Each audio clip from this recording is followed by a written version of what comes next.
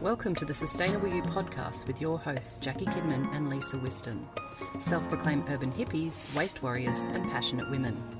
Tune in for practical information and inspiration on how to reduce your impact on the environment and become a more sustainable you.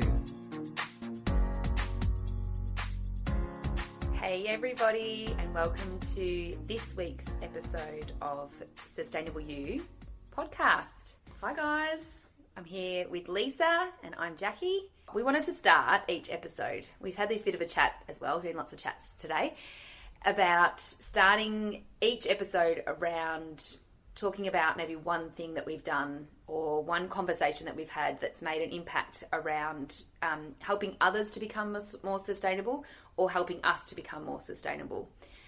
So Lisa's got a great story. Would you like to share yours first, Lisa? Yeah, sure. Mine kind of follows up on a few episodes ago where we were talking about plastic packaging, soft plastic recycling. I had my parents and my parents-in-law over for dinner the other night, and we were all standing around in the kitchen while we were preparing the meal, and I opened up my bin cupboard. I started to sort out the soft plastic packaging from all of the ingredients for our meal. My mum said to me, "Oh, what are you doing?" And I'm like, "Well, this just sorting out my squishy plastics." And she said, "Oh, I didn't know that you had to put that in a separate bin. I've just been putting all my soft plastics in my yellow recycling bin." And I'm like, "No, Mum, you can't do that. You've got to put them in a separate bin and take them to the supermarket and put them in the big receptacle bins there for the company to take and go on and make something new out of it." And she had no idea. And yet, for a long, long time, I thought that she was all over this kind of stuff. And she said that she just thought by putting it in the yellow bin that it would end up getting recycled, because she knew that it was recyclable. She just didn't know how the process worked. So I kind of did another little spiel to everyone in my kitchen, and hopefully have reached a few more people again on a message that is pretty simple, but you can't assume that people don't know it, because so many people don't realise how to go about recycling and dividing up your rubbish. So that was just one thing that I thought, at least I know it's made a direct impact on somebody. And Mum then went away and the next day came up to me and said, "Oh, by the way, I Googled that company, Red Cycle, that collects your soft plastics, and I'm going to get your father to print me out a list of all the things that I can put in that bin, and so I know, and I'm going to put it next to my bin so I know what I can and can't put in there." So that was really awesome to hear. So good. Yeah. I love it. Go, Mum. So awesome. And then I was explaining to you as well that my dad has now started a soft plastic or squishy plastic. I love that. I'm saying squishy plastic now. That's my new saying. Recycling as well. And he was like, "You know, I can just take it down just to the Woolies, just at our local supermarket." Like, I didn't already know that. But you know, I humour him. So it's so good to hear, and just those small little changes as well, that we're starting to make that little impact. So what can I share for me? I guess my little sort of, win was that I had a friend contact me through Instagram and showed me that she'd made her own washing powder that I only use sort of three or four ingredients, very simple, very cost effective. She wants to start cutting back on all the chemicals in her home, and this was one of the steps. And her comment was, "Oh my God, my clothes smell so good. Why didn't I do this sooner?" So some cool wins. The other thing we wanted to do was share some big impacts that have happened. So as you know, that we've been having record-breaking heat waves. I think Adelaide recorded the hottest temperature on record last week. But conversely, on the other side of the world, America are experiencing freezing temperatures at the moment. And it's all related, of course. However, their illustrious president decides to tweet. So this is Donald J. Trump on his Twitter. In the beautiful Midwest, wind chill temperatures are reaching minus 60 degrees, the coldest ever recorded. In coming days, expected to be even colder. People can't last outside even for minutes. What the hell is going on with global warming? Please come back fast. We need you. Ridiculous. Anyway, so that just kind of was one of the things that why we kind of feel that we just need to continue to talk about what it is we do, because we need to help people to understand what it is that global warming is, what it is that climate change is, but more importantly, why and how they can make a difference in their own little homes and in their communities by just being a little bit more environmentally conscious. Yeah. All right, so let's talk about clothing and fast fashion. So worldwide, I guess we're consuming over 80 billion pieces of clothing each year. It's a result of our obsession with fast fashion and a disregard to how, we actually care about our clothes. Now, don't get me wrong, I love clothes, but I guess I remember back in my early 20s going to those shops like Tempt and Supre, and I don't even know if they're still around, and getting the really cheap $10 tops and, that sort of stuff. You might wear them once and then they just go in the back of your cupboard or, that sort of stuff. And I'd moved away from that, mainly because I hung out in sort of sweatpants and T-shirts a lot after becoming a mum. But also because I began to, kind of get a bit conscious about the stuff that I was consuming and what I throw away and what I use. I'm also very lucky that I have two older sisters who have great fashion sense. I can borrow their clothes and never give them back, or I can ask to borrow them and do give them back. So I've kind of been quite lucky that quite often people will say, "That's a nice dress," and I'm like, "Thank you, it's my sister's." Because we do borrow a lot between us. We borrow a lot, mainly me borrowing their stuff, not necessarily them borrowing my stuff, but we do borrow a lot between the three of us. So I'm quite lucky in that aspect that I can feel like I've got a bit of a newer wardrobe all the time. Yeah. But I'm also quite conscious about what it is that I am purchasing when I'm purchasing it. So I don't just go out and buy something new for the sake of buying something new. I'm not a shopper like that. I would tend to think if I am sort of all of a sudden doing that browsing of online shopping, I would tend to kind of go to myself, okay, am I just bored here? Or am I, do I really need this? Yeah, or is it just 1:30 in the morning and you can't close your eyes, so you're buying stuff? That's never me, because I go to bed at like 9:30. That is me, but all the time. Yeah, so there's lots of aspects to fashion, I guess, in general. Realistically, what is it? It's a piece of clothing that somewhere is being made using resources, sometimes ethically, sometimes not. It's being transported all around the world via air or ship, which is also using resources. It's packaged in a lot of plastic generally. What was the stat you were talking about? It's packaged in plastic. It comes often on a plastic coat hanger that once it gets to a store gets removed off that and put onto a branded coat hanger. And so it's creating a heap of waste. We then buy it. We wear it once, twice, a whole season, 5 years, who knows. And then we get rid of it.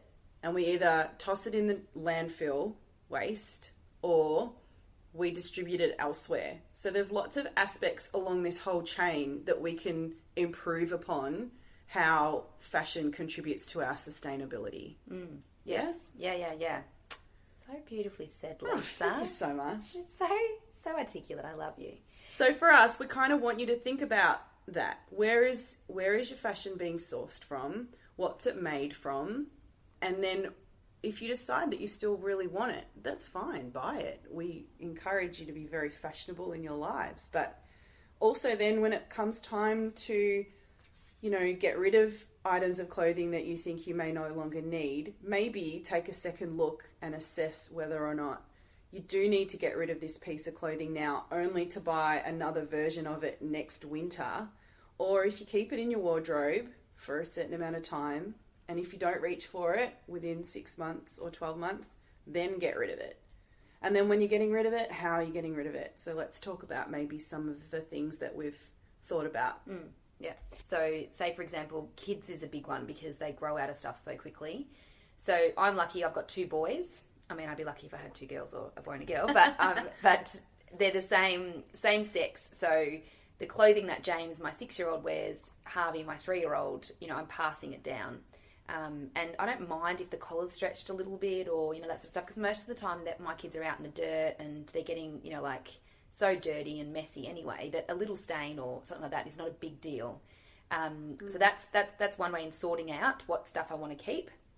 Yeah, and on the other side of that too, I've got a girlfriend who's got a daughter the same age as my son, and then we've got younger siblings which are the opposite gender as well. So I hand down my older boy's clothes to her younger son, and she hands me down her older girl's clothes to my little daughter, which is awesome. We switch and we swap, and then we pass on to other people's children too. Yeah. Friends. So when I came here the other week at Lisa's house, she had a dress hanging up, and I was like, oh, that's nice. And she said, oh, that's my girlfriend selling it, actually. And I was like, oh, okay, right, you know. And Lisa said it wasn't her style. It didn't fit me. Okay, I was just being generous. Typical. It's in the bust area, like you. And so I was like, oh, maybe I'll give it a try, and I'll try it on. So, you know, and then I got a brand new dress that had been worn once, hadn't it? It was a bridesmaid's dress or something. Yeah, it was a bridesmaid's dress. So it had been worn once. I got it for $50, which was probably a $300 dress. Yeah, it was. Yeah. So that's swapping or buying off friends, or there's local, you know, there's Facebook pages, buy, swap, sell, you know, that sort of stuff. There's heaps of things that have clothes on there. Yeah. That's... you know, or op shops, obviously. That's or charities. Like there's like, you know, Big Group Hug, or there's lots of other ones that collect particularly for families that may not be able to afford brand new clothes all the time. So there's plenty of those charities that will take them. Yeah. As long as they're able to be worn again. Well, that's the thing, isn't it? I think that's the, you know, that you need to make sure it's a good... It's not in terrible quality. Like some of the clothes, by the time they get to the end of the life with my kids, they need to just be ripped up and maybe used as a rag for a little bit of a time.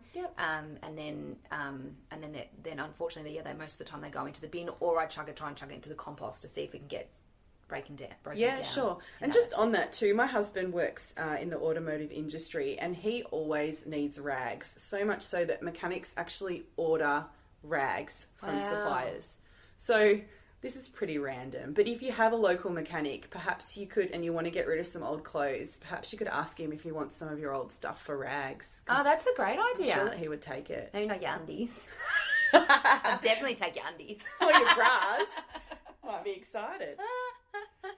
That's a great idea. I never thought about that. Yeah. Or the other thing is too, on YouTube, there's these little tutorials about how to make bags out of old t-shirts. You don't need to sew, you just need a pair of scissors, and you can tie knots in the bottom. I've seen that. Yeah. You can do heaps of stuff like that, using old clothes for things, or cutting out the patterns, or the, what do you call it? The designs or the decals on the front of a t-shirt, and using it in a craft project, or giving it to the kids to use for something. Yeah. There's so many ways. I've seen people do like that. They've got kids have had their favourite t-shirts along the way, and, you know, that just is a memory of each year, and they can put it in, parents get them sewn into like a blanket. That's pretty cute. It's cute, isn't it? It's very, very detailed. But you can do that sort of stuff. Like, you can get creative rather than it just kind of being tossed, and that's what we want people to be conscious about. The other things my sister-in-law does, like a few times a year, she does those clothes swaps. So you come with a bag of clothes that you don't want anymore. It's still got to be in good condition, but it might be like a dress that you only ever worn once, and it was 5 years ago, and it doesn't longer fit you or anything like that. And then you can come, and someone else might have a jumper that you want, and so you just swap it. Oh yeah. Actually, my girlfriend organised that with a group of girls that we do personal training with, and because everyone likes to buy new leggings to train in, but you tend to have your favourites, and, you know, you might have some in the cupboard that you never wear, and yet other people might love them. So she organised a leggings swap at her house where everyone had to bring a pair of leggings, and then they could take a pair of leggings for free. That's cool. Yeah, or if they didn't have any that they wanted to give, and yet they wanted to take, I think it was a donation, and she ended up giving it to a charity of her choice, which was kind of cool as well. That's really cool. Yeah. I love that.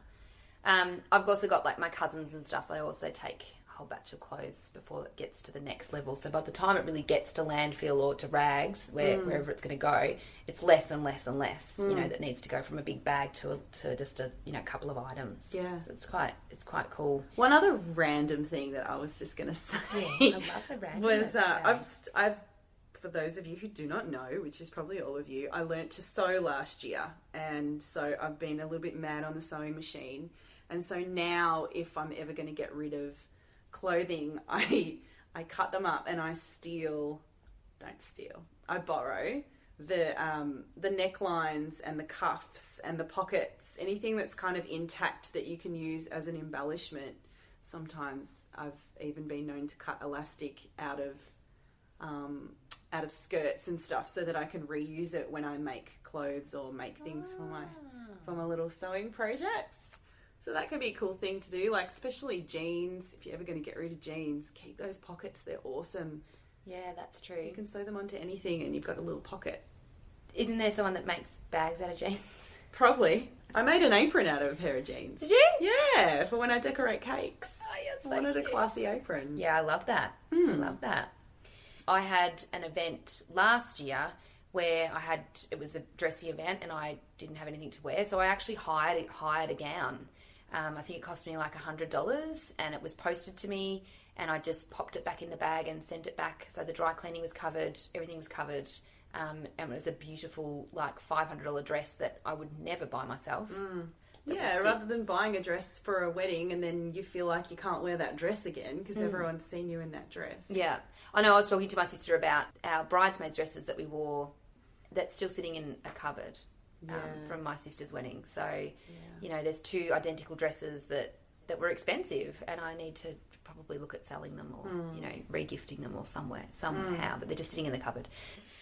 But just think about, you know, it's the same thing as when you're purchasing, you know, when we talk about, you know, sort of the previous episodes, when you're purchasing your products or any sort of products, like, but your food, we're talking about before, your food, it's the same with your, you know, clothing items. Do I really need this? You know, how long is this going to last me? How many wears am I going to get out of this? Is it just going to be a one-off? You know, sort of, you know, that sort of stuff. The other thing to just quickly touch on, to think about as well with clothes, they obviously use up a lot of resources when you've got to wash them. You know, for a lot of times, items that are worn once, you know, like a t-shirt or a pair of jeans, they don't need to be washed straight away. Yeah, tell that to my kids. So, you know, more for adults, I think, probably, we could probably do that you don't really need to wash everything once you wear it once. You know, unless it's a bit stinky or something like that. But, I mean, I've got food stain on it, which is probably most likely the reason why I wash my clothes. But limit that because that's going to make a big impact with the amount of water and energy and stuff like that you're going to use. The material is also something to be conscious of. So synthetics, fabrics are obviously made from synthetic sort of materials. So probably plastics, you know, are in there. Using those sort of products, you wash them and they'll break down into microplastics and that goes into our waterways. Mm-hmm. So things like cotton, wool, you know, things that can be washed and over and over again that are more from a natural sort of resource. Yeah. Yes, they might have an impact on getting them to be cotton, you know, enough to be able to, but they probably their longevity is better for the environment anyway, and it's not putting anything back into it. I have an idea, actually. Why don't we get you guys to #SustainableUPod with the best way that you've reused an item of clothing or some way that you've reduced your impact with fast fashion. Send us your ideas. We'd love to hear them. Might be that you go into an op shop and you find yourself a steal of a, you know, like a Louis Vuitton. Louis Vuitton, you know. Is that a real one? You know, you might find yourself something that you know you needed, like a winter coat or something, but you found it at a cheaper second hand, but in great condition. You know, I could just take photos of me and my sister's wardrobes. That's an example. You know, how ironic that we're recording this inside my wardrobe. I know. I am looking at those clothes, Lisa. I'm thinking, I haven't seen that dress before. That skirt looks good. So, as always, this information that we're providing you here is not to say that something's bad or something's, you know, right or something's wrong or something's good, you know, that sort of stuff. It's just to get you thinking and get you to be more conscious. Yeah. And in the end, we really want you to become a more sustainable you. Sustainable You can be found on Instagram @SustainableUPod on Facebook at Sustainable You Podcast, or you can email us at sustainableyoupod@gmail.com.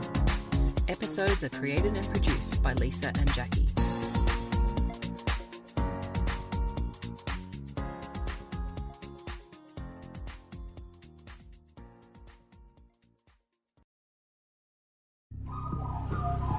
The Climactic Collective.